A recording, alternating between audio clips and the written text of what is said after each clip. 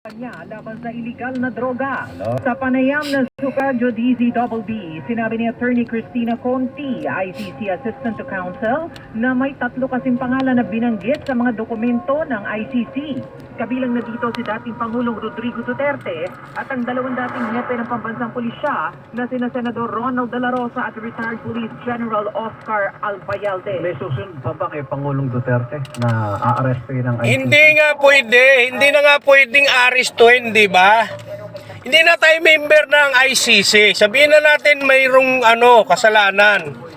Pero hindi na tayo pwedeng pakialaman ng ICC kasi hindi na tayo member ng ICC. Di ba? Bakit pinipilit nyo yan? Isa lang sagot niyan. Hindi tayo pwedeng pakialaman ng ICC kasi hindi na tayo member. Kahit makasalanan ka man, wala na silang pakialam dito. Bansa tayo, hindi tayo barangay. Buong bansa ang Pilipinas. Wala na tayo sa jurisdiction ng ICC kasi kumalas na tayo. Di ba?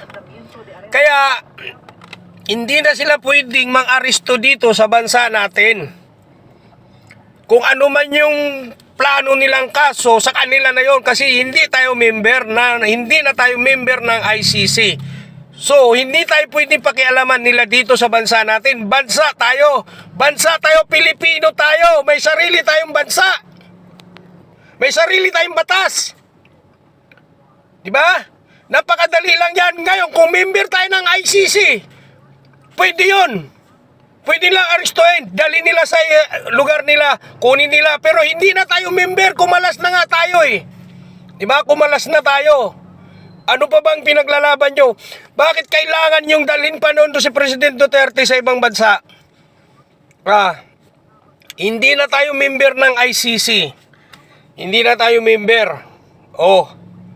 Bakit kailangan imbestigahan doon? Dapat ang ginawa ni President BBM, nag-member siya uli para magiging legal. Nag-member sana uli dahil presidente naman siya. Pero hindi niya ginawa yon. So walang legal na basyan yan. Kasi legal yung pagkalas natin sa kanila. Kumalas tayo ang bansa natin dahil may sarili tayong bansa. May sarili tayong batas dito sa Pilipinas. Dito nila litisin kung may kasalanan.